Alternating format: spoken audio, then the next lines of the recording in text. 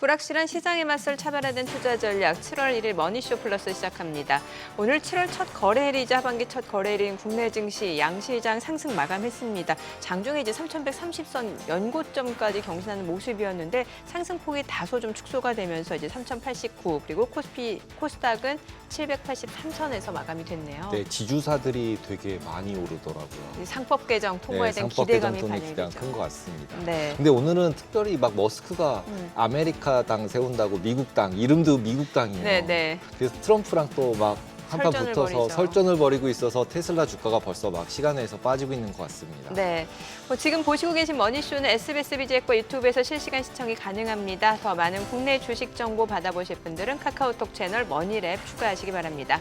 오늘 증시 인사이트 출연자 바로 모셔볼까요? 상상인증권 투자전략팀 신월팀장 모셨습니다. 어서 오세요. 안녕하세요. 네, 안녕하세요. 머스크의 저 행태에 대해서 어떻게 생각하시나요? 네, 오너 리스크이자 기회일 수도 있다고 보여지는데요. 일단은 사실 최악의 단계는 좀 지났다고 봅니다. 왜냐하면은 일론 머스크가 그렇게 작년 대선 국면에서 트럼프에게 완전 올인을 했었는데요. 그 올인을 했던 것이 트럼프에 대한 팬심이 아니라 본인말에 대한 길, 마이웨이에 대한을 지금 보여주고 있는 대목이라고 보여지고요. 특히나 이제 일론 머스크는 도지의 수장으로서 상반기에 상당히 본인만의 혁혁한 공을 세웠고 그리고 나오면서 조금 불협화음이 있었지만은 임팩트는 상당했었습니다. 그런데 이제 감세안을 이제 트리플 B 법안에 대한 부분들 때문에 지금 완전 돌아선 다시 모습을 보이고 있는데 이런 감세 법안을 통해서 미국의 지속 가능한 성장에 큰 죄를 짓는 것이다라는 비판을 하고 있고요. 그 전에 이제 도지를 맡은 것은 재정 적자를 감축을 해서 지속 가능한 성장을 본인의 나름의 역할을 하겠다라는 것인데 여기에 상충된다. 그렇기 때문에 공화당, 민주당 모두 지금 큰 죄를 짓고 있는 것이다라는 입장인 것으로 보여집니다. 즉 트럼프 편을 작년에는 들었지만 지금은 그렇지 않다라는 것은 나의 가치관에 대해서 내가 옳다고 생각하는 것을 하고 있다라는 것을 얘기해주고 있기 때문에 만약에 이게 사실 기업인이 정당을 어떻게 하는 거에 대해 성공 사례가 그렇게 흔치는 않습니다만은 어찌되었든 간에 한쪽에 확 힘이 실려 있다라면은 정권 교체가 되었을 때 또 부침이 있을 수 있는데 이거는 그냥 자기만의 길을 간다고 하고 있기 때문에 조금 다른 측면에서 봐야 될 측면도 있다라고 보여집니다. 그 초기에 머스크가 공화당 트럼프를 지지하는 것 자체가 물음표였잖아요. 네. 왜 갑자기 그러냐? 왜냐하면 이제 보조금도 삭감하고 자기가 받던 거 다 이제 줄이는 쪽으로 포커스돼서 그래서 이해가 안 된다. 네. 그랬는데 그걸 억지로 이제 끼워 맞춘 게 자율주행 이런 거 다 승인 받을 때까지만 도주를 하지 않겠냐. 네.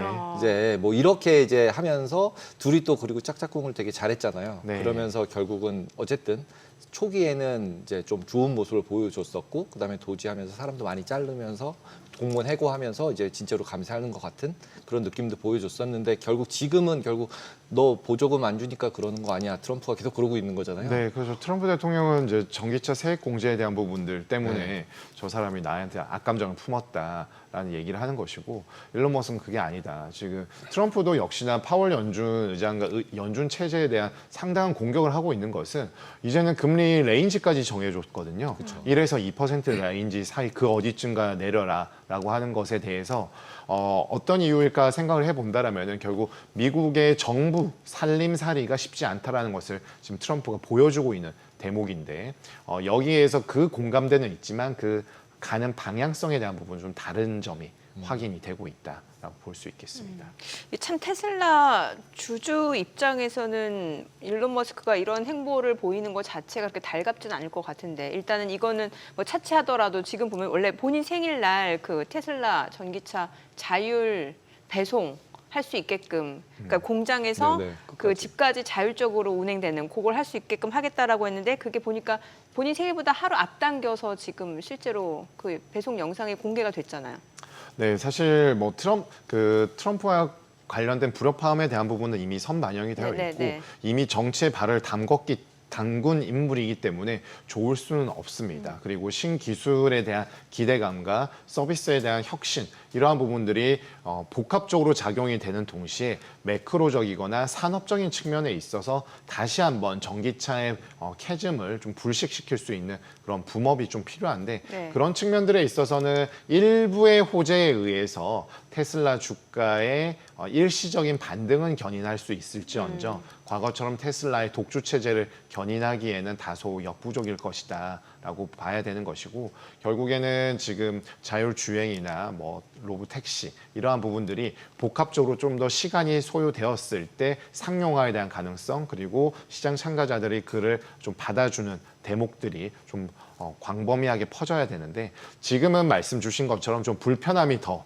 주주들이나 시장 참가자들에게 있을 수는 있지만 아까 말씀드린 것처럼 트럼프의 완전 올인한 모습은 또 아닌 점은 또 최악은 아니겠지만 자꾸 이런 게 나와 있는 그러게요. 것들은 상대적으로 되게 좀 그럴 수 있는 대목이라고 볼 수 지금 있습니다. 시간에서 지금 $300를 하회하니까 이게 또 $300는 사실 심리적인 지지선일 수 그렇죠. 있는데 네. 이게 중요한 좀 크리티컬한 포인트가 아닐까라는 생각이 들거든요. 네, 맞습니다. 뭐 지금 호재를 찾기보다는 계속해서 뭔가 이런 게 나오면은 우리 간혹가다 이제 SNS나 어떤 이런 언론상의 스타 플레이어 오너들이 있지 않습니까? 네네. 그런 부분들에 있어서 긍정적인 측면들은 열광을 하다가 갑자기 투심이 식었을 때는 되돌리기가 정말 어렵거든요. 근데 사실 정치라는 것은 경제, 경영과는 사실 결이 좀 다른 측면들이 많기 때문에 이를 되돌리기 위해서는 결국 숫자로 꽂혀지는 부분이 가장 필요합니다. 근데 숫자라는 것은 쉽게 바로 뭐 행동을 바꾼다고 해서 나올 수 있는 대목은 아니기 때문에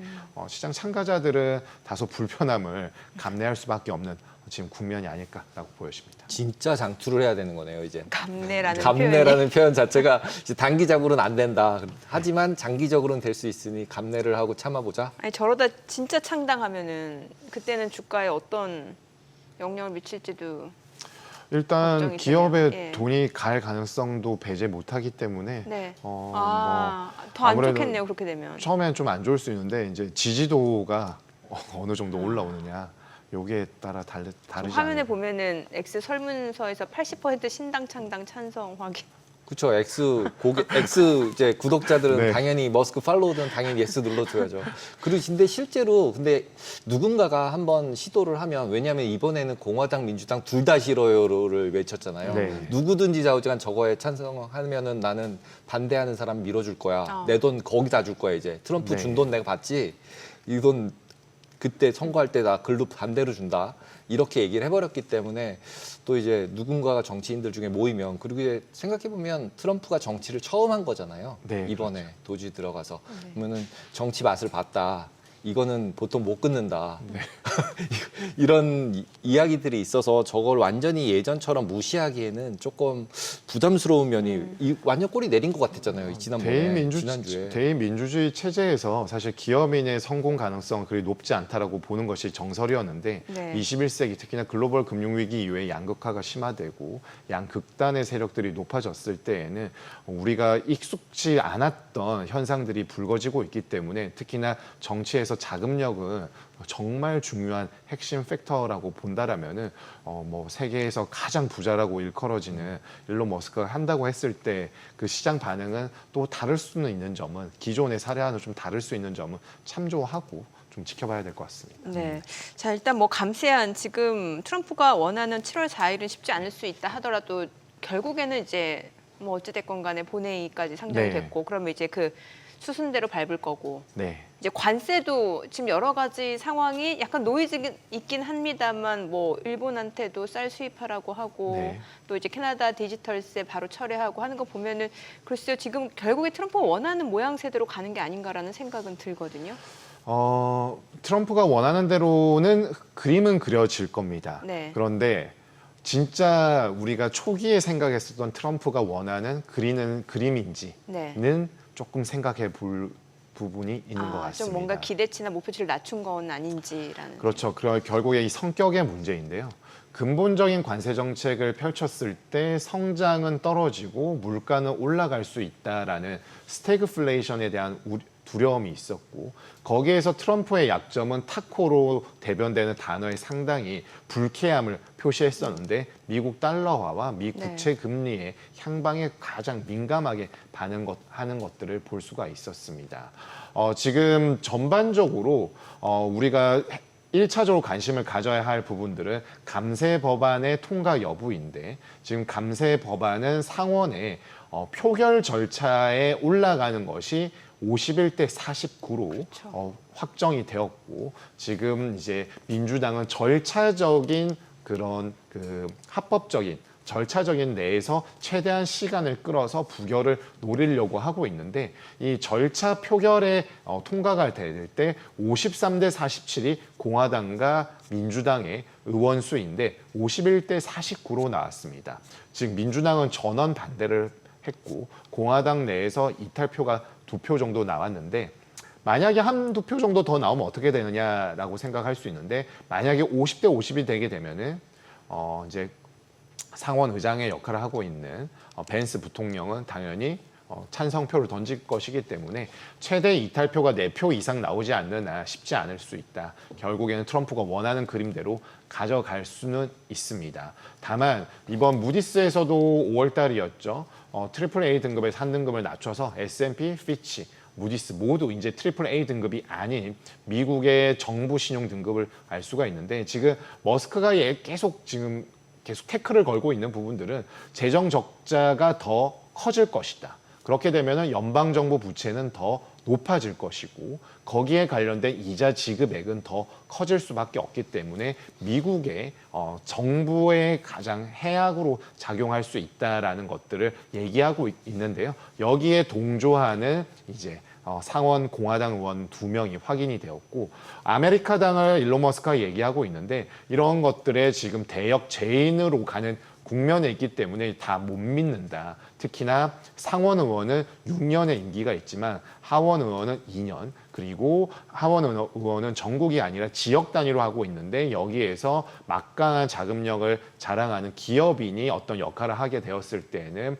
하원에서 좀 더 충격이 있을 수 있다라는 지금 시나리오들이 부상을 하고 있습니다. 뭐 잘 아시다시피 미국 신용 등급은 이미 떨어진 상황에 있고 CBO에서는 매년 2조 달러의 연방정부 부채가 늘어날 것으로 판단하고 있고요. 21세기 들어서 처음으로 GDP 대비 3% 이상의 금액이 이자 지급으로 나갔습니다. 즉 정부 부채가 늘다 보니까 이자가 많이 나가게 되는데 작년 한 해에 약 8,500억 달러가 나갔는데요.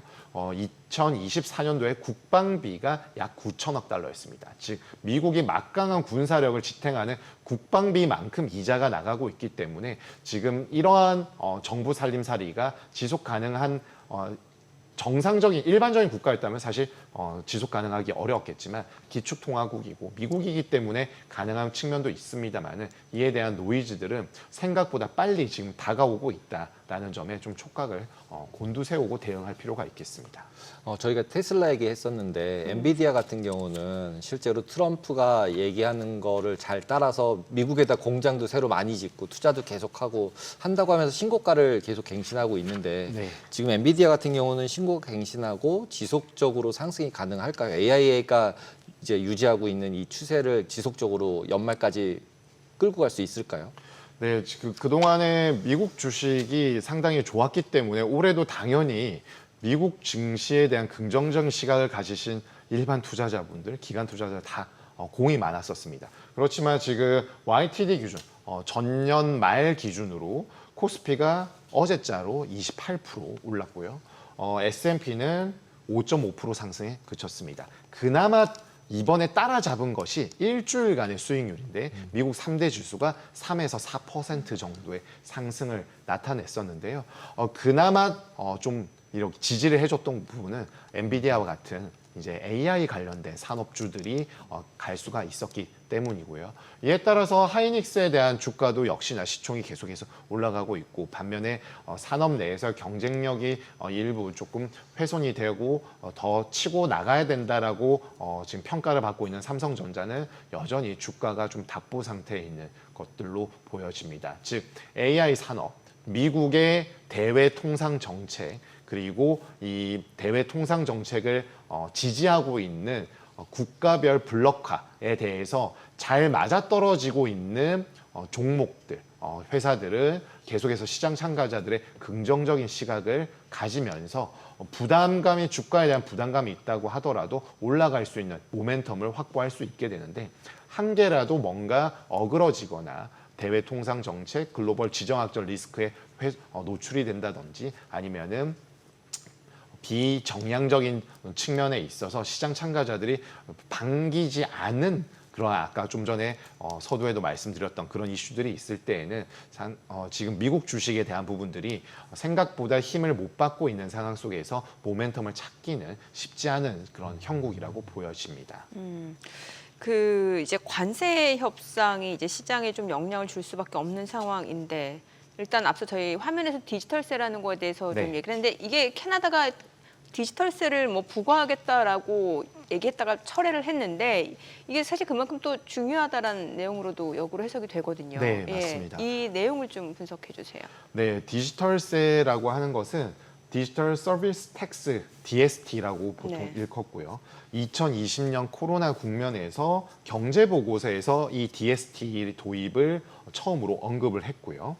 그래서 이제 이러한 부분들이 25년 6월 유예가 되다가 이제 적용이 될 예정에 있었는데 이번에 가까스로 이제 철회가 되면서 시장은 좀 환호를 했습니다. 이게 그런데 사실 빅테크 업체들의 좀 영향이 있던 거죠. 맞습니다. 예. 좀 전에 말씀드렸던 미국 주가 그래도 갈 수 있었던 것들은 그러한 업종들이 주가가 올라갈 수 있었는데요.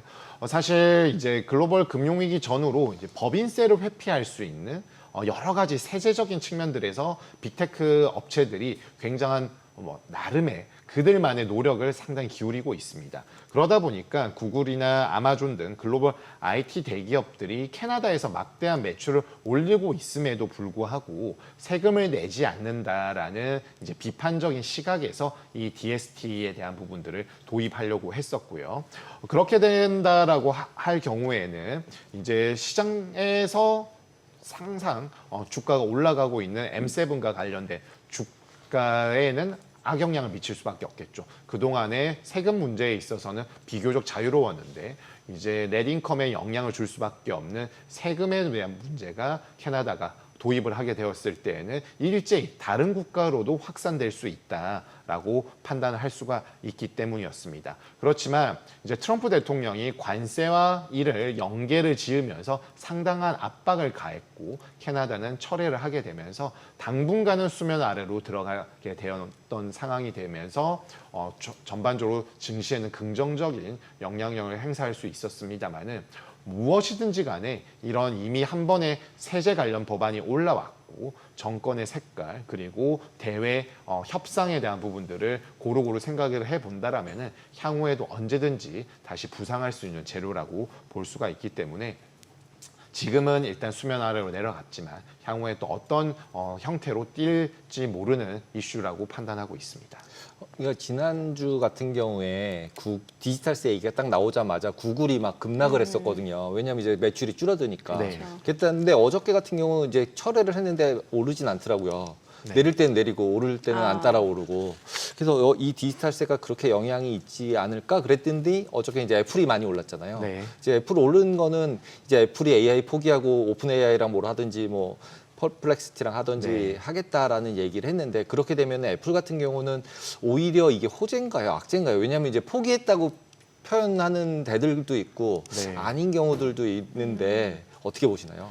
일단 이 지금 AI 관련된 우리가 익히 아는 업체와 그렇지 않은 업체들의 합종 연행이 막 이루어지고 있는데 애플은 그에 대한 막대한 캐펙스를 이제 하지 않겠다라는 일종의 신호로 받아들이는 것이 맞겠고 그럴 경우에는 본인들이 잘하는 부분에 있어서 경쟁력을 계속 가져가고 그리고 AI와 같은 신산업에 있어서는 파트너십을 통해서 그들의 경쟁력을 유지하는 것이 좀 더 낫다라는 경영진의 판단이 있던 것으로 보여지고 주가에서 반응했던 부분들은 일단 지금 AI 산업에서 먼저 선두주자로 나선 이제 오픈 AI나 구글에 있어서의 경쟁력만큼 애플이 치고 가기에는 조금 다소 역부족이 아니었나. 거기에 막대한 투자를 하느니 지금 잘하는 거 좀 더 잘하자라는 데는 호응을 한 것으로 보여집니다. 그렇지만 우리가 수많은 경영진의 판단들을 뒤늦게 이제 케이스 스터디로 판단하게 되었을 때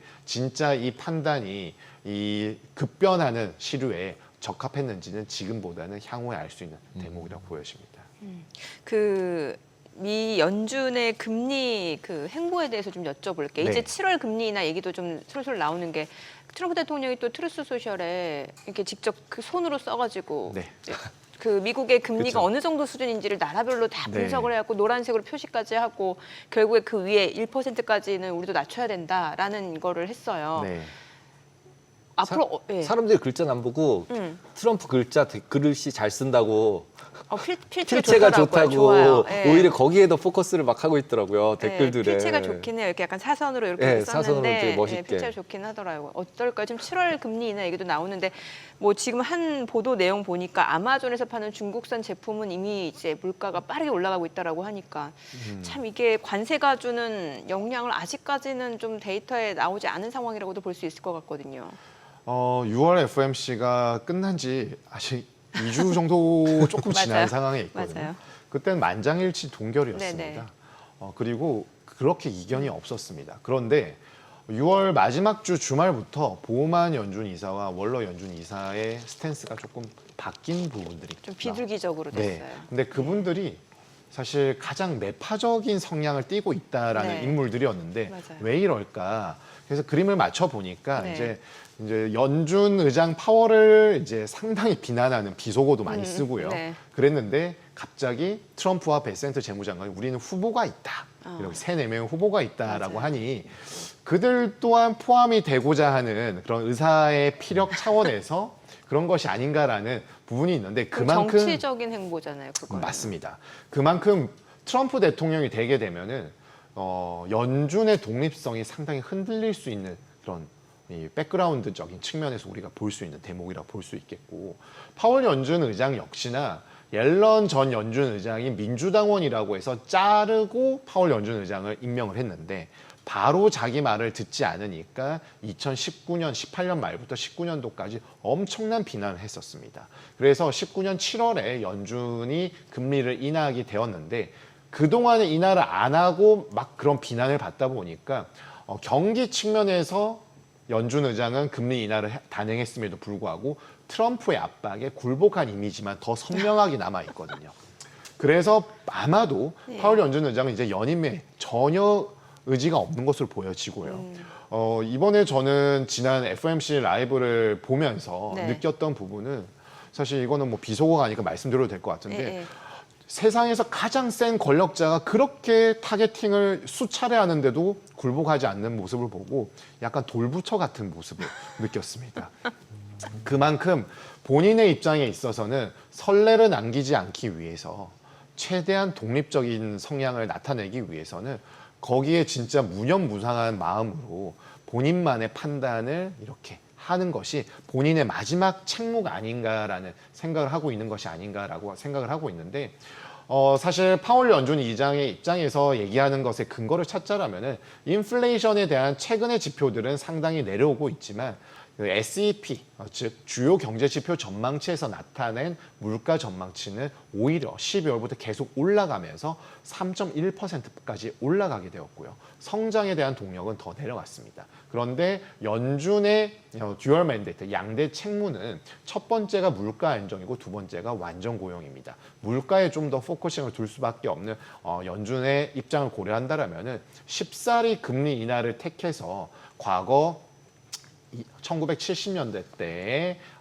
그 연준의 실책을 답습하지 않고 또한 독립성에 침해될 수 있는 그런 이미지를 만들어내지 않고자 하는 측면들을 보여주고 있기 때문에 7월 금리 인하 가능성은 일부에서 제기되고 있지만 아직은 높지 않다. 그러면은 9월에 그래도 조금 낫지 않을까라고 보여지고 아까 말씀 주신 것처럼 관세 유예 상호 관세 유예국 7월 9일이니까요. 그렇죠. 지금 앞뒤로 왔다 갔다 하는 모습은 보이고 있으나 7월 달이 되게 되면은 9월 정도에는 그래도 선택지가 그래도 좀 열려 있을 가능성이 높기 때문에 연준 입장에서는 훨씬 더 용이한 금리 인하 선택지를 택할 수 있다라고 보여집니다. 네.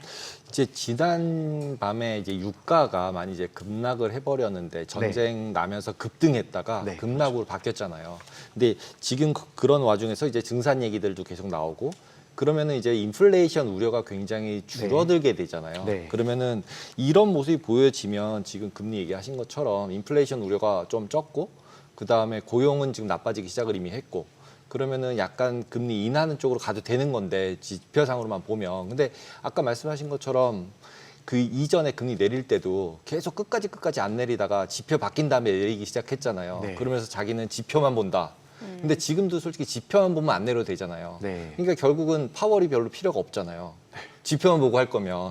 네, 지표가 내려간 다음에 내릴 거면 연준 의장도 필요 없고 미리 예상할 것도 필요가 없는데 그러면은 실제로는 꺾인 다음에 금리를 내리게 된다는 얘기는 경기 침체가 이미 반영된 다음에 내리겠다. 뭐 이런 얘기랑 똑같이 들리거든요. 제가 들을 때는. 그러면은 이렇게 하면 해도 별 큰 문제가 없다고 생각이 드시나요?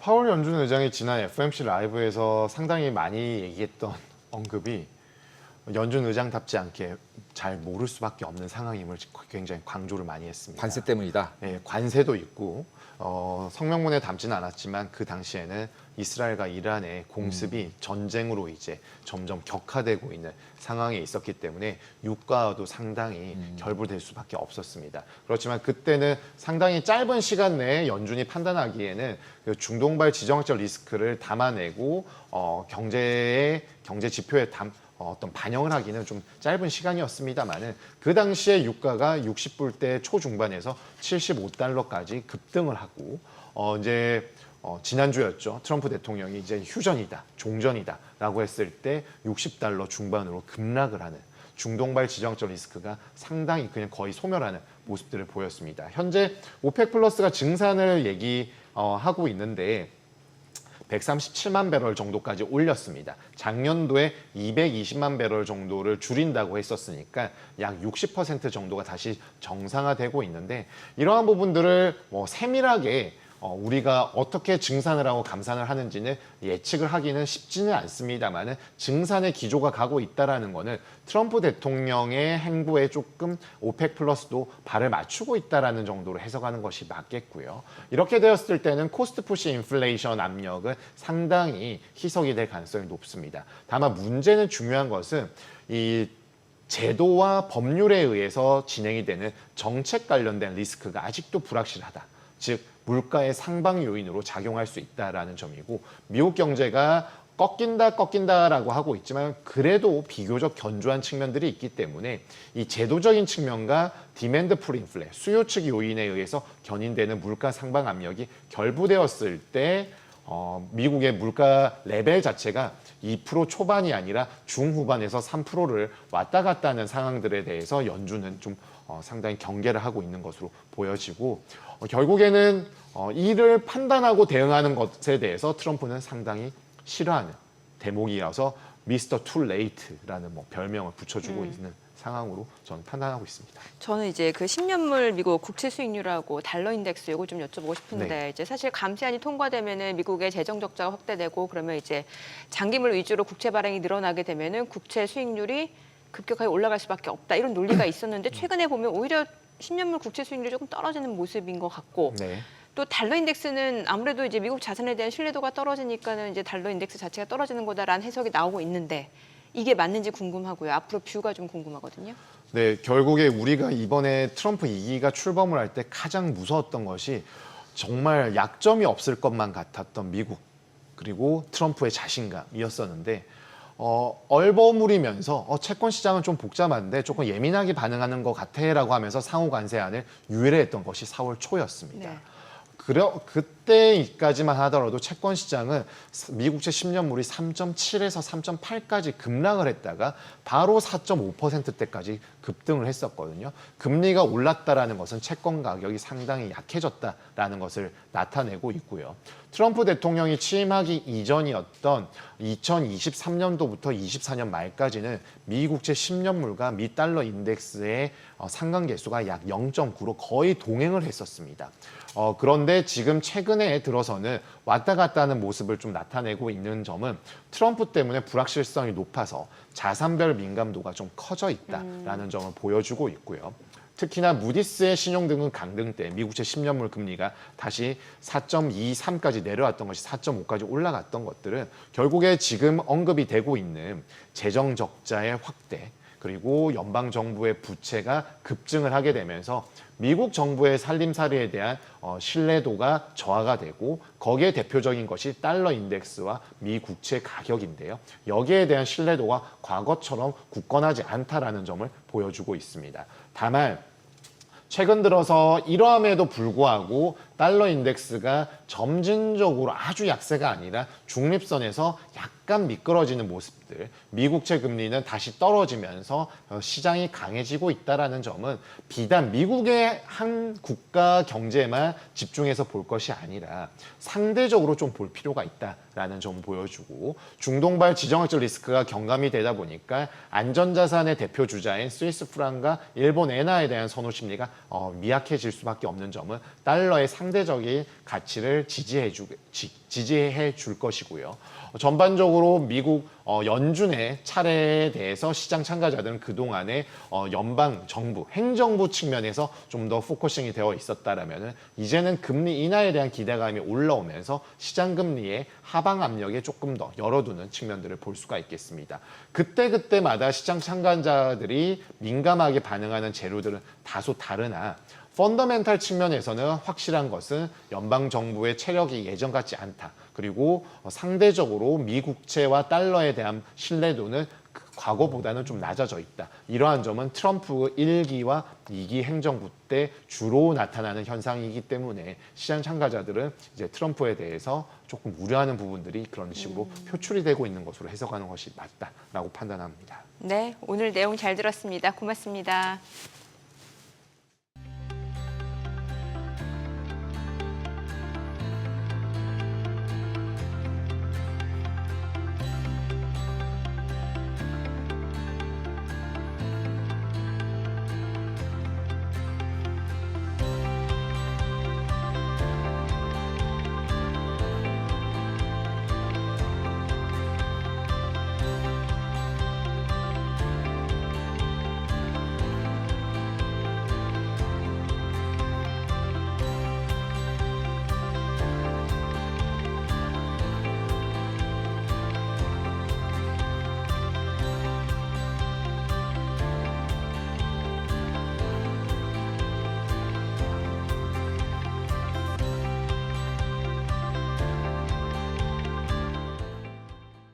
오늘장 특징주부터 뉴욕 증시 리포트까지 정리해드립니다. 먼저 오늘 우리 증시에서 가장 주목받은 섹터 혹은 테마부터 정리해 볼 텐데요. 정부와 여당이 추진하는 상법 개정안에 대해 그동안 반대 입장을 보여왔던 국민의힘이 전향적으로 검토하겠다고 밝히면서 오는 7월 3일 상법 개정이 본회의에서 처리될 가능성이 높아졌습니다. 이에 따라 지주사 관련주들이 일제히 강세를 보였는데요. 먼저 HS 효성은 장중 상한가를 기록했고 그 상승폭을 거의 유지한 채 종가는 91,600원에 마감했습니다. 이외에도 크라운에테홀딩스가 21% 넘게 오르면서 9,780원에 마감했고요. 한화도 오늘 15% 넘게 뛰었습니다. 원익홀딩스와 SK도 각각 12%, 9% 넘게 오르면서 관련주들이 일제히 상승 마감했습니다. 정부의 경기 부양책에 대한 기대감과 함께 원전 사업에 대한 기대감도 지속되면서 오늘 국내 대형 건설주들을 중심으로 매수세가 들어왔습니다. 먼저 DLENC의 경우 본업 실적이 개선되는 가운데 미국 SMR 시장 확대에 따른 수혜가 기대된다면서 KB증권에서는 목표 주가를 74,000원으로 상향 조정했습니다. 오늘 DLENC 종가는 3% 넘게 오르면서 53,500원에 마감했습니다. 그리고 삼성물산, 대우건설, GS건설 모두 장 초반에 비해서는 상승폭을 조금 줄여냈지만 그래도 오름세로 마감해줬고요. 반면 현대건설은 오늘장 강하게 출발했지만 오후장 들어서 하락 전환했습니다. 오늘 종가는 2% 넘게 내리면서 76,800원에 마감했습니다. 이어서 뉴욕 증시 종목에 대한 투자 의견 정리해드리겠습니다. 오늘은 AI와 함께 성장 중인 마이크로소프트부터 미국 방산기업 RTX, 미국의 화장품 브랜드사 엘프 뷰티까지 세 가지 종목 살펴보겠습니다. 첫 번째 종목은 마이크로소프트입니다. 현재 주가는 497달러 선이고요. 목표 주가는 600달러로 제시됐습니다. 코파일럿의 대규모 도입과 애저 기반의 수익화가 본격화되면서 AI 혁명이 가속화되고 있습니다. 기업 전반에 걸쳐 AI 활용 사례가 빠르게 확대되고 있는데 향후 3년 내에 기존 고객의 70% 이상이 AI 기능을 채택할 걸로 전망됩니다. 또 데이터 센터 인프라 강화 차원에서 약 800억 달러 규모의 설비 투자 계획도 진행되고 있습니다. 마이크로소프트는 아마존, 구글과 경쟁하는 가운데 초대규모 데이터를 처리하는 기업용 인공지능 시장, 이른바 엔터프라이즈 하이퍼스케일 AI 시장에서 선두 위치를 확보하고 있습니다. AI 도입에 따라 고객은 애저 사용액 100달러당 약 50달러의 추가 지출이 발생하는데 이것이 마이크로소프트 수익 구조 확장에 기여하고 있습니다. 증권사에서는 마이크로소프트가 AI 수익화의 차세대 단계에 진입했지만 시장이 이걸 아직 충분히 반영하지 못하고 있다면서 추가 성장에 대해 긍정적인 시각을 유지한다고 밝혔습니다. 두 번째 종목은 미국 방산기업 RTX입니다. 기존 목표 주가는 143달러 선이었는데 3거래일 연속 상승세를 보이면서 그 주가를 뛰어넘었습니다. 현재 주가는 146달러 선입니다. RTX의 주요 사업 부문은 항공기 엔진, 항공전자 시스템, 통합 방어 시스템인데 최근 중동에서의 무력 충돌 이후 수주 기대감이 높아지고 있습니다. 이스라엘은 이란의 공습에 대응해 패트리언 미사일 수백 발과 타미르 미사일을 대량으로 발사했는데요. RTX는 패트리엇의 직접 공급사이자 타미르 미사일의 핵심 부품 공급사로서 향후 재보급 수요에 대한 수혜가 예상됩니다. 또 최근 이스라엘의 아이언돔이 이란이 드론과 로켓, 미사일을 동시에 투입한 이른바 섞어 쏘기 공격을 한 것에 대해 낮은 요격률을 보이면서 성능 보완 필요성이 드러났는데요. 이에 따라 RTX는 이스라엘과의 방공 시스템 개선 협력에서 단순 공급자 이상의 기술 파트너로서 주목받고 있습니다. 여기에 더해 미국 미사일 방어국이 RTX와의 계약을 21억 달러 증액하면서 미 동맹국 대상 방어 시스템 수요가 RTX의 실적과 수주 확대로 이어질 전망입니다.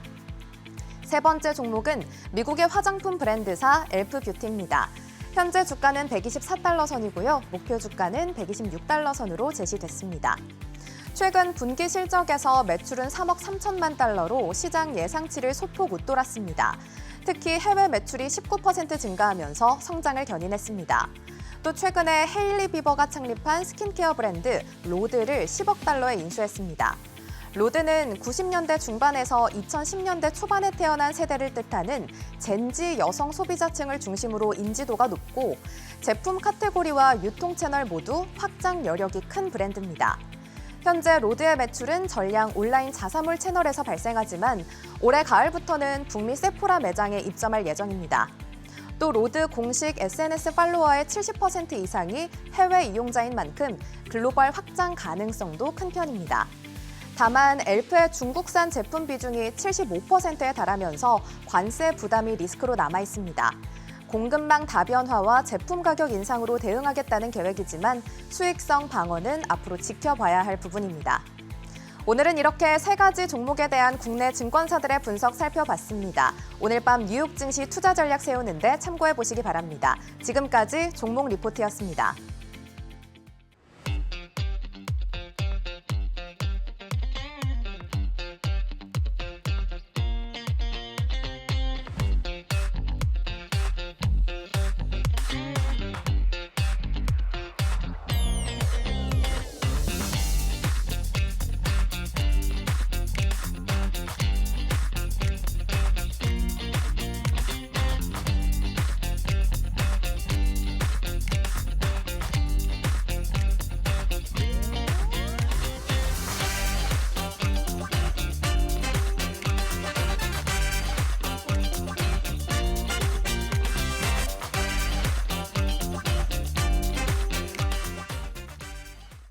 매년 7월 조정된 국민연금 기준소득 월액이 적용됩니다. 연례적인 조정이기에 놀랄 일은 아니라지만 납입하는 입장에선 또 부담일 수가 있겠죠. 얼마나 오르는지 또 주목해볼 노동 정책 어떤 것들이 있는지 알아보겠습니다. 건국대 경영학과 윤동열 교수 모셨습니다. 어서 오세요. 안녕하세요. 국민연금 보험료가 보통 네. 이제 의료보험이랑 막 섞여서 4대 보험이라고 부르잖아요. 근데 그렇죠. 국민연금만 이번에 기준소득 월액이 변동이 되는 건가요? 아니면 그게 전체적으로 영향을 미치나요? 뭐 전체적인 것보다는 오늘 원. 발표하는 거는 이거는 딱 사실 연금만, 연금만 이제 국민연금만. 얘기를 하고 있는 것이죠. 그 어떻게 조정이 되는 건가요? 보통 이제 저희가 관련된 부분 같은 경우를 3년 동안의 평균 소득을 고려해서 실제 반영하는 부분들이 있는데요. 이번 같은 경우는 이제 7월부터 오늘부터 이제 반영이 되는 것이죠. 상한선하고 하한선의 변동이 좀 있었습니다. 하한선 같은 경우는 저희가 39만 원이었던 것이 40만 원으로 변동이 됐고 상한선 같은 경우는 월 617만 원을 납부하던 사람이 이제 637만 원까지 상한선으로 이제 지급된 것이죠. 이럴 경우에는 국민연금 기준소득 월액 같은 경우가 최대 18,000원 정도가 오를 수 있습니다. 근데 이 18,000원 같은 경우가 좀 다르게 적용될 수가 있어요. 직장 가입자들 같은 경우는 뭐 반 정도는 절반 정도는 직장에서 납입을 해주니까 9,000원 정도를 납부해야 될 것이고요. 대신에 지역보험 가입자 같은 경우는 약간 더 부담이 되죠.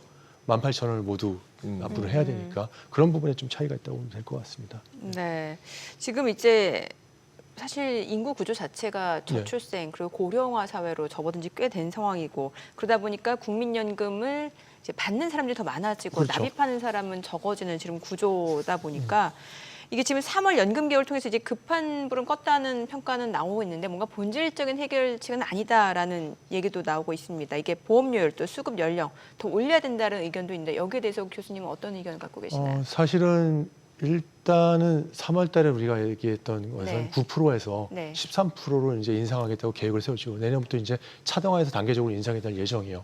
근데 공교롭게도 오늘 오전에 제가 또 이 저출생 고령화라든지 인구 미래 문제에 대한 회의를 하고 왔었습니다. 근데 이게 또 연결이 되면서 국민연금 얘기를 다루는데요. 이렇게 봅니다. 13%로 인상을 했다고 이 문제가 근본적인 문제가 해결될 거라고 저는 보지 않아요. 왜냐하면 저희가 재정 상태를 좀 들여다봐야 될 거거든요. 네. 1988년에 이제 관련된 부분에 대한 재정에 대한 부분들을 우리가 봤다고 했을 때 2012년에 10조가 넘었습니다. 실제. 그리고 작년을 보게 되면요. 43조까지 육박이 됐어요. 근데 지금 우리가 얘기하고 있는 국민연금에 대한 연간 급여 지출 규모가 굉장히 빠른 속도로 증가하고 있어요. 작년만 해도 저희가 지금 수급자가 737만 명이었는데 이 숫자는요. 그 전년도에 비해서 55만 명이 늘어난 상태예요. 그럼 빠르게 올해도 늘어나는 마찬가지인 거죠. 올해도 만약에 지나게 되면 그보다 더 늘어나겠죠. 베이비부머 세대에 이제 은퇴하는 부분까지 예. 있고 계속 늘어나게 되면은 이 보험료 제일 큰 문제점이 이제 크로스가 되는 시점인데 2027년이 되면은요. 저희가 이 납입하게 된 납입금이 있잖아요. 그러니까 국민연금 연구원에서 저희가 조사했던 내용이었는데 납입하는 금액보다 우리가 지출해야 될 금액이 더 많아지기 시작합니다. 2027년 이때부터는 3조의 적자가 나기 시작하는 네. 시점이 그 시점이라고 보게 되면은요. 실제 지금 여야에서 합의한 4%가 인상되는 13% 갖고는 감당할 수가 어려울 거예요. 그래서 저희가 경제학자들하고 같이 논의하면서 얘기했을 때는요, 이 13%로 끝나는 것이 아니라 향후에는 뭐 16%, 17%, 18%까지도 이 요율이 조정돼야 되지 않을까 그런 생각을 하고 있기 때문에 더 부담이 커질 수밖에 없을 겁니다. 보험 요율이라는 게 제가 받는 월급에서 저 정도를 내야 된다는 얘기인 그렇죠. 거죠. 정확히는. 예, 요율이라는 지금까지는 게. 9%에서 사실 마무리됐었고 네. 우리가 아까 말씀하셨던 말씀처럼 저출생 고령화에서 이를 낼 수 있는 청년들이라든지 뭐 우리가 얘기하고는 뭐 중장년들의 인구 비중이 좀 높았는데 이제 고령자 비중이 높아지면서 이 부담이 굉장히 늘어나게 되는 것이죠. 그게 몇 살까지 내는 거예요? 55세에서 연장되지 않았나요? 몇 살까지 계속 내는 건가요? 그러니까 급여를 받으면 무조건 국민연금을 내는 거잖아요. 내게 돼 그러면 있죠. 지역도 지역은 몇 살까지였죠? 55세까지만 55세까지 내고 예. 그 다음부터는 받는 건가요? 받는 거가 될 수도 있고요. 다시 그 이제 연령을 이제 높이고 있는 것이죠. 그쵸, 연금 계속. 연령을요. 그래서 이게 문제가 소득 크레파스하고 또 겹치게 되는데요. 소득 크레파스요? 크레바스라고 저희가 표현을 그래 봤어. 하는데요. 그건 또 뭔가요? 예. 이게 뭐냐면 2033년이 되면은요. 저희가 65세가 돼야지 국민연금을 받을 수가 있어요. 네. 수령 나이가. 네. 지금은 이제 연령에 따라 다르기 때문에 예전에 받았던 사람은 60세도 받았고 지금 63세까지 지금 이제 인상이 된 시기가 이제 되는데 2033년 65세이기 때문에 이게 자연스럽게 정년 연장 이슈하고 맞물리는 거예요. 그러니까 이제 국민연금을 받는 시기를 좀 늦춰야 되지 않느냐에 대한 이슈까지 되는 것이죠. 예, 그래서 지금 이제 65세까지 된다면은 만약에 우리가 은퇴하는 시기가 60세거나 58세가 된다. 그리고 실질적으로 이제 사무직 직원들 같은 경우는 50대 초반에도 은퇴를 하지 않습니까? 네, 네. 그럴 경우에는 65세까지는 연금을 받지 못하고 있는 상황이 돼요. 아. 그러니까 이걸 우리가 소득 크레바스라고 얘기를 하거든요. 예, 예. 그래서 그런 상황들이 지금 벌어질 수도 있는 거죠. 그러면 그 기간 안에도 계속 일을 찾아서 파타이머라도 해야 되는 건 거죠. 그렇죠. 이제 근데 결국은. 이게 문제가 이거는 저도 이제 예전에 직장 생활을 한 11년 정도 하고 다시 공부를 해서 이제 교수로 왔는데요. 실질적으로 첫 직장에서 우리가 계속 임금을 받고 근로하는 사람들의 기간이 11년에서 15년 정도밖에 안 돼요. 아. 그럼 이제 제2의 직장을 50대 때 찾아야 되는 사람들 같은 경우는 급여 수준이 확 떨어지게 되거든요. 그러니까 이제 그런 이제 우리가 얘기하고 있는 노후에 대한 대비까지도 어려운 상황까지 벌어지게 되다 보니까 국민연금에 대한 부분들에 대한 납부액에 대한 것도 실질적으로 이거를 어떻게 커버할 수 있을까에 대한 논의도 계속 나오는 것이고 또 국민연금을 받는 시기를 늦추기 위해서는 아까 말씀드렸던 것처럼 정년 연장을 해야 된다는 또 논리가 또 같이 얘기가 나오고 있는 것이죠. 근데 이제 정년 연장을 하면은 회사 입장에서는 수익이 떨어질 수밖에 없고 뭐 임금 피크제 이런 거랑도 막 다 연결돼 있는 거 아닌가요? 그러면? 제가 이제 설명을 드리면은요, 뭐 자연스럽게 이제 뭐 다른 얘기까지 같이 넘어가게 됐는데요. 우리가 계속 고용이라는 용어를 보통 씁니다. 일본 네. 같은 경우는요. 그럼 왜 계속 고용이라고 쓰는 얘기는요? 계속 고용이 세 가지 유형으로 저희가 제시할 수가 있어요. 첫 번째가 말씀하셨던 것처럼 정년 연장. 그러니까 60세였던 정년이 지금 저희가 법적 정년이 60세지 않습니까? 이걸 65세까지 늘려달라는 게 지금 노동계의 요구라고 볼 수 있습니다. 근데 이거는 급여의 삭감이 없는 정년 연장이죠. 그러니까 기업에 따라 임금 피크제를 도입할 수 있지만 급여에 상관없이 정년 연장을 하자는 것이고요. 지금 그 기업들이라든지 우리가 이제 흔히 얘기하고 있는 경영계에서 얘기하고 있는 거는 퇴직 후 재고용을 얘기하고 있는 겁니다. 퇴직 후 재고용을 할 때는 실제 급여를 100%를 받는 것이 아니라 아까 하신 것처럼 뭐 인피제까지는 아니지만 급여의 뭐 50%, 60% 이런 식으로 받게 되는 것이죠. 그리고 또 하나의 방법은 뭐냐면은 아예 정년을 폐지하는 방법이에요. 실제 미국이라든지 뭐 대만 같은 경우는 정년을 폐지했거든요. 그러니까 이런 방식을 선택할 수 있도록 했던 것이 일본의 사례고요. 우리나라 같은 경우는 노동계 같은 경우는 아예 정년을 연장을 65세까지 가자. 그리고 경영계 같은 경우는 그건 우리 기업에 무리가 되기 때문에 그것이 아니라 실질적으로 재고용을 하는 형태로 가야 된다. 이런 이제 논쟁이 굉장히 많이 붙어 있는 것이죠. 그럼 보통 정년이 폐지돼 있다고 하면 예, 없다고 하면 고용의 해고나 고용이 되게 자유로워야지 정년이 보장이 없는 거지. 정년이 있다는 얘기잖아요. 보장을 해주는 거니까. 그러니까 그런 거 이제 아닌가요? 그 문제가 가장 큰 이슈가 되는 겁니다. 우리나라 같은 경우는 굉장히 노동시장이 경직돼 리기드하다는 표현인데 이게 네네. 경직되다는 표현을 하고 있어요. 네. 그러다 보니까 채용을 하게 되면 해고를 자유롭게 할 수가 없습니다. 맞아요. 근데 미국 같은 경우는 이제 채용을 하면 네. 해고도 조금 자유롭게 할 수 있는 부분들이 있고 이게 좋은 건 아니죠. 그렇지만 두 번째는 또 개인도 어느 직장에 들어가면 벌써 다른 회사로 이직할 생각을 하죠. 준비를 하고 있는 거예요. 네. 그러니까 그 자리에 앉은 순간부터 다른 회사로 경력 개발하고 이직할 수 있기 때문에 거의 미국에서 제가 생활할 때도 한 사람이 한 개인이 평균 7회에 이직을 한다고 얘기를 합니다. 근데 우리나라 같은 경우는 지금 굉장히 많이 변하고 있거든요. 네. 젊은 세대들 같은 경우 뭐 G세대나 MZ세대라고 통칭하는 걸 되게 싫어하는데 G세대 같은 경우는 굉장히 싫어요. 제 아들도 G세대 굉장히 싫어하나요? 싫어해요. 그럼 왜냐면 싫어하죠. 범위가 넓어서요. 맞습니다. 네. 그리고 M과 G를 M세대를 나눠라. 또 G세대는 꼰대라고 바라봅니다. 그렇죠. 이런 부분들이 있다 보니까 저도 아들이 이제 24살이다 보니 G세대인데 M세대하고 엮으면 저한테 뭐라고 합니다. 싫죠. 예, 싫다고 네. 얘기를 하더라고요. 그런데 그런 부분들이 있는데 사실 이런 부분들을 봤을 때 G세대는 이제 직무 중심으로 직장을 옮기는 경우들이 많아요. 노동 유연성도 있고 본인이 직장을 옮기고 직무를 되는 부분이 있는데 지금 우리나라의 전통적인 부분은 노동 시장이 굉장히 경직돼 있기 때문에 그런 상황에서는 기업에서는 사람을 채용을 줄일 수밖에 없는 부분들이 맞아요. 있고요. 또 이런 것들이 노동시장에 영향을 미치면서 청년 취업도 줄어들 수 있는 그런 계기가 될 수 있다는 것이죠. 예.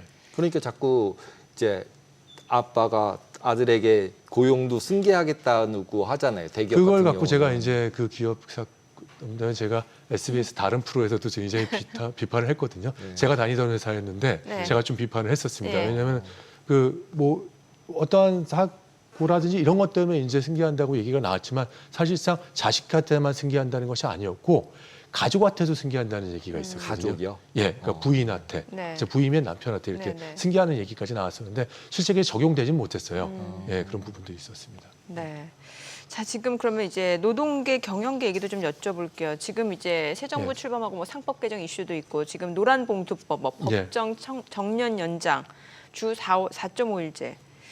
뭐 굉장히 얘기 많잖아요. 지금 그렇죠. 예, 이게 경영계라든지 아니면 이제 정부에서 지금 입법하는 거니까 뭔가 좀 서로 견해 차이가 분명히 있을 것 같아요. 그렇죠. 예, 그 예. 이슈들을 좀 정리해 주세요. 일단은 정부가 바뀌었죠. 네. 그러니까 정부 그렇죠. 정부가 바뀌다 바뀌었죠. 보니까 야당 여당이 바뀐 거예요. 예, 예. 그러다 보니까 지금의 여당이 야당이었던 게 여당이 돼버린 것이죠. 그러다 보니까 노동 친화적인 정책으로 갈 수밖에 없다는 부분입니다. 그다음에 정부 기조도 바뀌었다는 것이 이제 그런 상황이죠. 그러니까 특히 노란봉투법 같은 경우는 이제 논쟁의 여지가 있는 부분이 뭐냐면요, 2조 부분입니다. 사실은 이게 사용자가 노동조합에 제기한 손해배상 청구권이라는 것이 있어요. 이런 부분에 대한 것들을 제한하거나 조정해서 근로자들이 기본적인 단결권이나 단체행동권을 보호한다는 것이 노란봉투법의 취지거든요.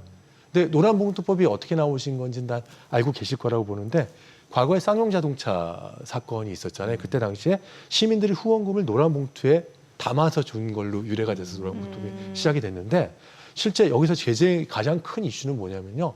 원청도 사용자로 간주된다는 거예요. 원청 업체가 예, 원청의 사용자가 되는 거예요. 그러니까 하청들이 실제 원청과 단체 교섭과 쟁의 행위를 가능하다고 하는 것이죠. 그러니까 이 사용자를 어디까지 인정할 것이냐의 문제가 큰 문제가 되는 것이죠. 예. 그리고 두 번째는 이제 손해배상 청구 시에도 그 기여도에 따라서 개별적으로 개인에다가 이제 부담하는 정도를 어디까지 해주실 건가. 그래서 법원에서 감경 또는 면제도 가능하다는 것이죠. 이건 이제 기업에서 좀 반대를 하는 것이죠. 왜냐하면 기업에서 재산을 손괴했는데 그 재산 손괴한 부분에 대해서 이걸 손해배상을 청구하는 것이 제한이 된다는 부분이고요. 또 하나의 더 이슈는요, 가압류예요. 그러니까 노동자들이 사실 이제 여유롭지 못한 경우들도 많이 있지 않습니까? 저희가 귀족 노조들을 제외하고 얘기하는 부분입니다. 이 부분 같은 경우. 그랬을 때도 재산 압류라든지 최소한의 생계 수단에 대해서는 하지 못하도록 하겠다는 것이 이 노란봉투법의 취지인데 이러다 보니까 무슨 얘기냐면 아까 말씀드렸던 원하청 관계에 대한 부분을 어디까지 둘 것인가에 대해서 굉장히 논쟁이 많다는 것이죠, 사실은요. 원청이라는 얘기가 제일 맨 위에 있는 기업을 얘기를 하는 거죠. 하청 줬을 그렇죠. 때 꼭대기까지 끝까지 따라 만약에 올라간다는 예를 들어서 얘기죠. 현대자동차라고 하면 현대자동차가 원청인 그렇죠. 거고요. 네. 1차 밴더, 2차 밴더, 3차 밴더가 다 하청이라고 볼 수 그럼 있는 3차 밴더도 현대차한테 얘기를 할 수 있는 거예요. 그렇죠. 어. 만약에 이제 그 안에 들어갔다면 이제 사내하청으로 들어갔다면요. 하청 갔어도 그 윗단계가 아니라 맨 끝까지 올라간다. 그렇죠. 그러니까 부담스러울 수 있는 것이죠, 기업 상황. 기업 입장에서 그렇죠. 예, 그런 부분입니다. 예. 예. 그리고 근데 하나만 더 말씀드리면 이 네. 부분은 근데 굉장히 논쟁의 여지가 있어요. 왜냐하면 2023년, 24년에 이미 국회에서 본회의를 거쳐서 향정을 했어요. 근데 대통령의 거부권으로 무산됐거든요. 근데 이 재추진 같은 경우가 당에서도 굉장히 민주당 내에서도 굉장히 강하게 지금 드라이브를 걸고 있고요. 이 부분에 대해서는 진보 정당들 같은 경우는 시민단체들도 굉장히 적극적으로 추진하고 있기 때문에 이에 대한 것이 경영계와 법조계와 우리가 헌법이라든지 민법상에서 우리가 관련된 부분들에 대해서도 굉장히 논의가 될 거라고 생각합니다. 예. 우리나라 같은 경우 보통 이제 일본을 벤치마킹을 되게 많이 했었잖아요. 그리고 예. 이제 보통 보험사 같은 경우도 일본의 인구 구조 변하고 경제 구조 변한 거가 어떻게 되기 때문에 우리나라도 그걸 따라갈 것이다. 그래서 전체 구조를 바꿔야 한다. 이런 걸 연구를 되게 많이 했었는데 예. 지금 다른 나라들 특히 일본이나 아니면 예. 다른 미국이나 뭐 다른 나라들 이렇게 고령화돼 특히 미국은 제외하고 그러면 이제 이민이 있으니까 제외하고 유럽 같은 경우나 일본 같은 경우 결국 인구 구조 비슷하게 갔을 때 이 문제를 어떻게 해결해내나요? 딴 나라들 같은 경우는? 솔직히 말씀드려서 해결하기가 어려워요. 근데 이제 해결하기 어려운데 걔네들은 어떻게 됐다. 네. 일본은 어떻게 됐다라는 결과가 있잖아요. 그러니까 이제 이런 것이죠. 정년을 점진적으로 올린 것이죠. 사실 60세 정년이었던 것을 65세로 올리고 또 70세 정년 같은 경우는 의무화시키기 전에 네. 권고를 하는 형태로 갔었던 것이죠. 그래서 지금 현재까지도 70세까지 고용을 확보하도록 노력하는 의무를 제한했던 거예요.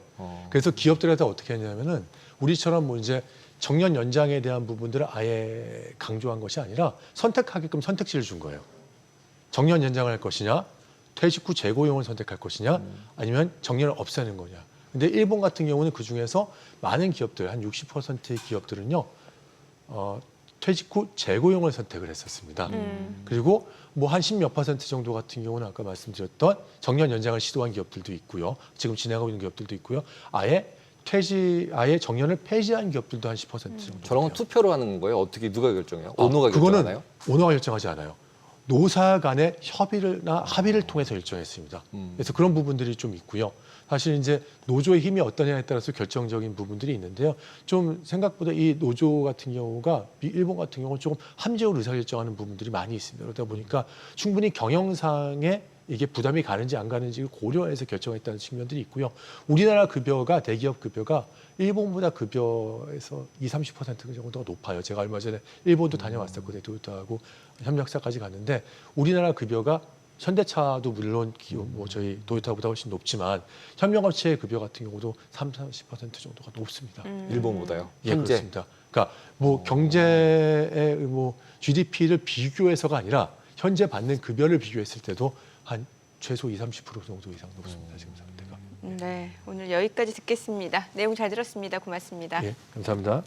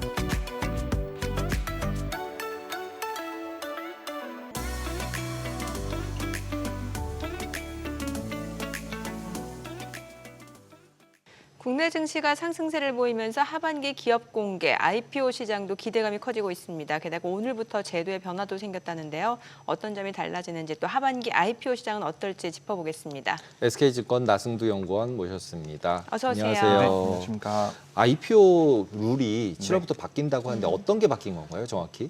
일단 가장 큰 거는 이제 수요 예측을 참여하는 기관들이 이제 상장 이후에 주식을 단기간에 팔지 않도록 의무 보유 확약 기간을 늘리는 어떤 그런 제도가 가장 첫 번째로 언급이 됐었고요. 그리고 이제 두 번째는 주관사의 역할도 굉장히 강화시키는 어떤 그런 움직임으로 바뀌어가고 있습니다.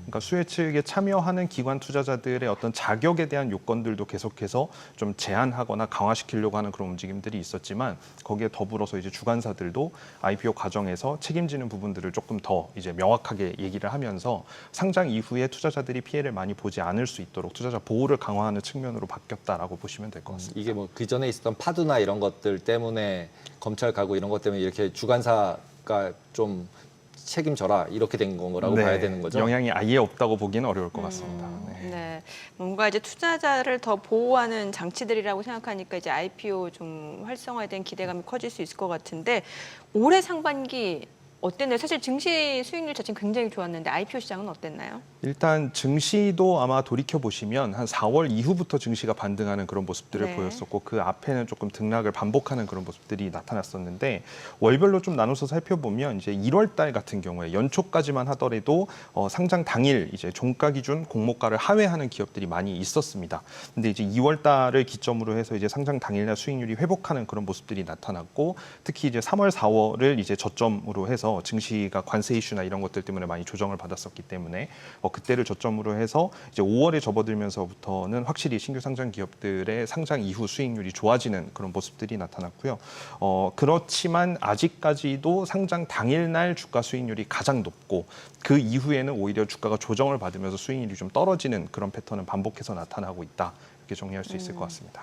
그래서 3개월 의무 보유 기간을 만든 건가요? 네, 3개월 그리고 뭐 6개월 이제 의무 보유 확약을 안 했던 기관들은 조금 더 의무 보유를 해라라는 식으로 권고가 계속 되고 있는 상황입니다. 근데 원래 3개월, 6개월 이게 있었잖아요. 네. 과거에 없었던 게 아니잖아요. 네. 있고 그다음에 좀 확약을 오래 많이 길게 하는 데들은 물량을 많이 주고 네. 그다음에 짧게 하는 데는 조금 주고 뭐 네. 이런 거를 주관사가 마음대로 하지 않았었나요?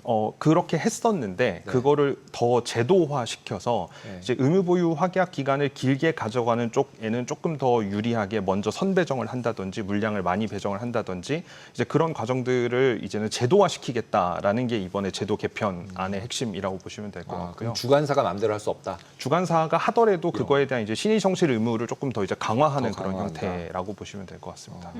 지금 앞서 상반기 그 올해 상장한 종목들 그 주가 수익률을 저희가 간단히 봤는데 보니까 이제 종목별로 좀 편차가 있는데 혹시 수익률이 좋았던 기업들 어떤 특징이 있다라고 좀 네. 어떻게 요약해 볼 수 있을까요? 가장 큰 차이라고 한다면 네. 일단 기업 가치가 분명히 좀 낮게 형성이 되어 있는 기업들은 상대적으로 투자 매력이 높게 보일 수 있다 보니까 그러니까 작년에 IPO 시장이 워낙 좀 힘들었었기 예. 때문에 올해 신규 상장한 기업들 중에서는 너무 눈높이를 높게 가져가는 것이 아니라 조금 보수적인 이제 공모가를 제시한 기업들 같은 경우에는 상장 이후에 좀 매력적인 어떤 그런 주가 흐름을 보였었고 네. 사실 그것보다도 더 크게 영향을 미친 기업들이라고 한다면 네. 전방 산업의 성장성이 확실하게 답보되는 그런 부분들이라든지 아니면 지금 현재 증시에서 많이 관심을 갖고 있는 뭐 AI 로봇과 관련되어 있는 부분이라든지 또는 이제 일반 소비자들의 관심이 가장 높은 그런 소비재라든지 그런 기업들을 중심으로 해서 주가가 상당히 좀 좋은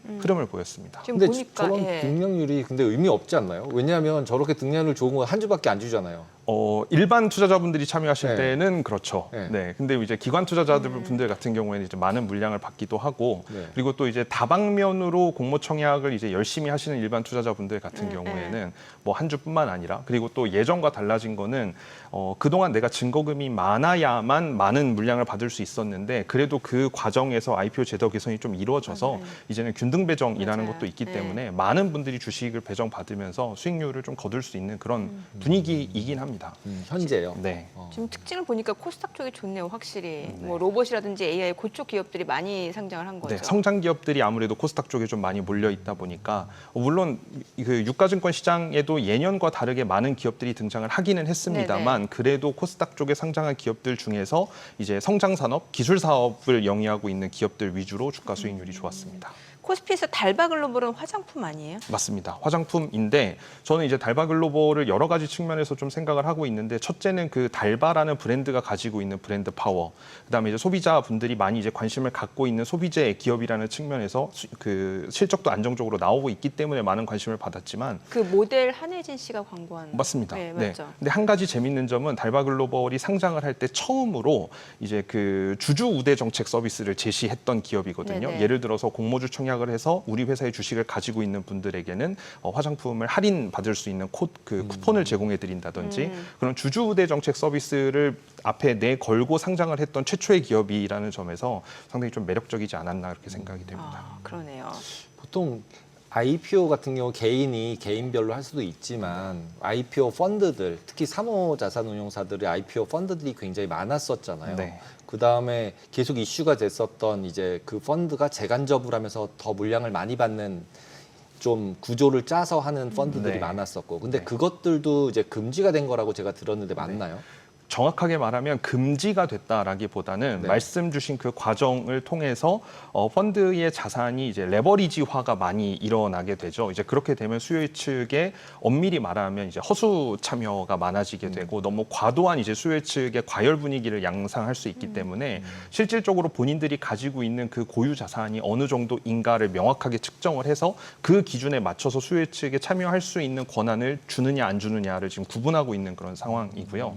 근데 이제 펀드 같은 경우에는 사실은 그 공모 펀드, 그러니까 공모주에 투자를 하는 공모 펀드의 시장이 크면 클수록 일반 투자자분들이 앞서서 말씀하셨던 것처럼 공모주를 많이 받기가 어려우니까 이 공모 펀드에 참여함으로써 간접적으로 IPO 시장에 참여하는 그런 효과들을 많이 거둬야 되는데 사실 이 공모 펀드 시장 같은 경우에는 계속해서 이제 그 펀드의 AUM이라고 하죠. 이 운용 자금이 계속해서 좀 축소되고 있는 분위기다 보니까 뭐 전반적으로 IPO 시장이 조금 소극적으로 변하는 어떤 그런 계기가 되기도 했다라고 보고 있습니다.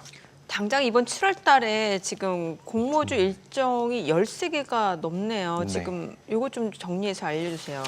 사실 네. 이것도 두 가지의 형태로 나눠서 봐야 된다라고 네. 생각이 되는데요. 왜 이제 13개나 많이 몰려있나를 생각해 보면 분명 증시 강세의 영향이 있습니다. 그러니까 네. 증시가 좋은 흐름이 보이고 있기 때문에 많은 기업들이 이때를 이제 틈타서 상장하려고 시도하는 부분들도 분명히 있겠습니다만 사실 이걸 반대로 얘기하면 그 전에 상반기 때 공모 일정을 준비했던 기업들 중에서는 이제 신고서 정정 같은 이유로 인해서 이제 공모 일정이 뒤로 연기된 그런 기업들도 분명 있다. 그리고 그 기업들이 축적되어 있다 보니까 7월 달에 많이 몰렸다라고 볼 수 있는데 사실 이렇게 되게 되면 공모 일정이 중첩되게 되면 기관 투자자든 일반 투자자든 이제 일정에 따라서 모두 참여를 하기에는 약간 어려울 수도 있고 네. 선택적으로 참여를 해야 되는 그런 사례들도 나타날 수 있기 때문에 뭐 IPO 시장이 7월 달에 종목이 많다고 해서 정말 흥행을 할 거냐라고 이야기하기에는 약간 조금 조심스러운 부분이 있는데 한편 7월 달에 등장하는 개별 기업들을 보면 조금 매력적인 기업들이 분명 있기 그래요? 때문에 개별 기업들 위주로는 큰 관심이 좀 집중될 것으로 예상이 지금 됩니다. 화면에 나오는 기업 중에서는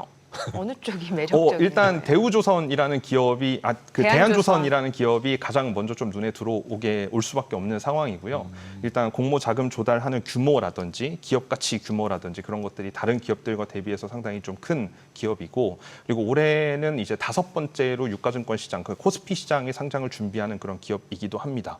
뭐 그렇다 보니 아무래도 이제 대한조선에 이제 아마 청약 참여하시려고 하시는 일반 투자자분들이 좀 많이 집중되지 않을까라고 생각을 하고 있습니다.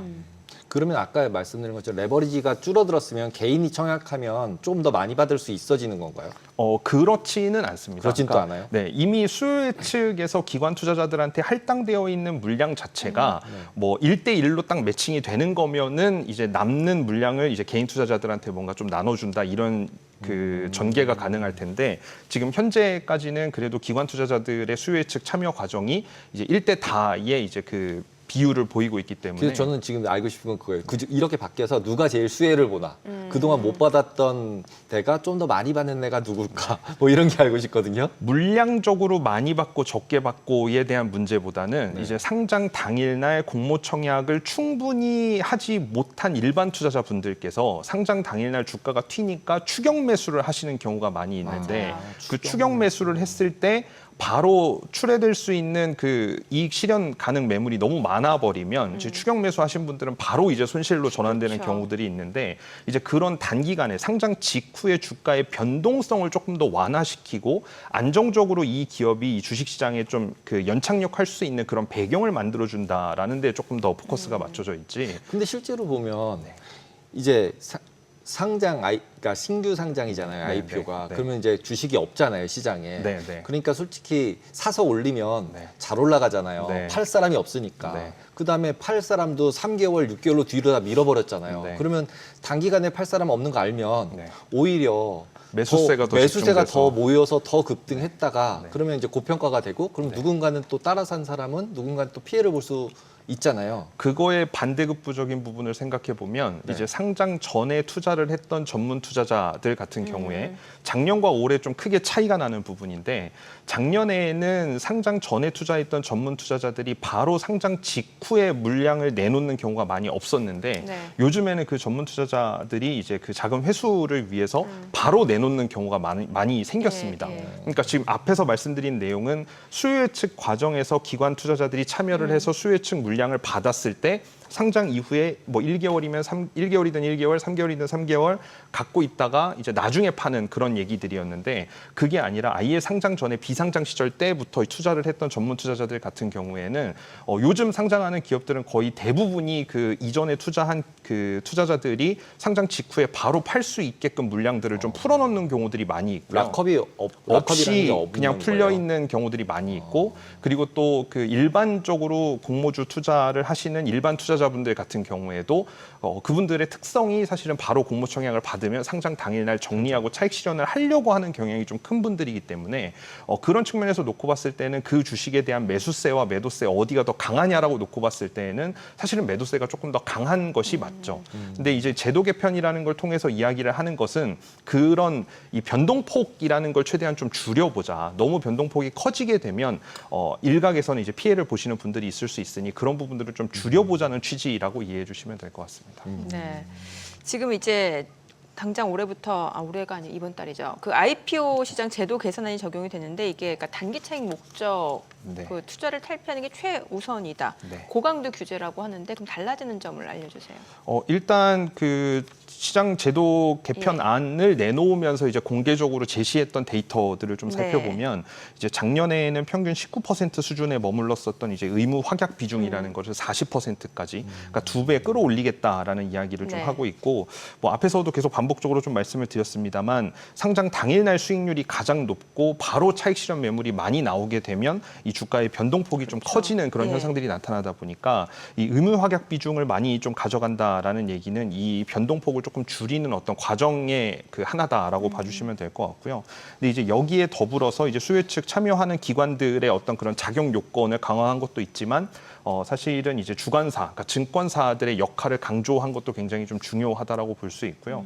이제 주관사들이 그냥 그 상장 주관 업무에 참여해서 끝나는 것이 아니라 이제 상장 이후에 어떤 그 기업의 의무, 공시 의무라든지 이제 기업의 상장 이후에 그런 의무 과정들을 주관사가 계속해서 좀 팔로우업을 하면서 그거에 대한 책임감도 좀 가지고 가라라고 요구하는 것이 이번 제도 개편의 가장 좀 핵심적인 부분이라고 보고 있습니다. 네. 보통 IPO 시장이 저렇게 많이 상장을 하면 특히 코스닥이 굉장히 많이 상장하는 것 같은데 네. 그러면 코스닥 시장에도 영향을 미치나요? 일반적으로?